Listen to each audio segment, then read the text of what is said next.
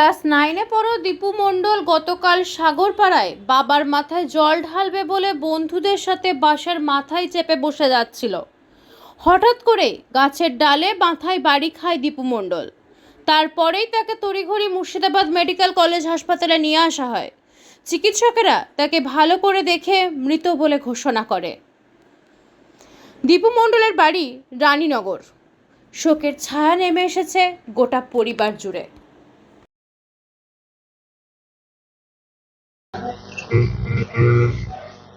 বলছেন দাদা, আপনার নাম কি? শ্রীমান মণ্ডল। যিনি মারা গেছে তার নাম? দীপ মণ্ডল। বয়স কত? 17। কোথায় বাড়ি? বাড়ি রানীনগর থানা। কি হয়েছে ঘটনা? ঘটনাটা হয়েছে গতকাল সাগরপাড়ায় জল ঢালতে যাওয়ার সময় সমস্ত ভক্তরা যাচ্ছিল, তো সেই মুহূর্তে তারাও যায় এবং বাসের ছাদে ওঠে এবং বাসের ছাদে ওঠার পরে রাস্তাতে ডাল ছিল এবং সেই ডালে আঘাত লাগে। আঘাত হওয়ার পর ব্রেন হ্যামারেজ হয়, আস্তে আস্তে মেডিকেল কলেজে আসার আগেই মারা যায়।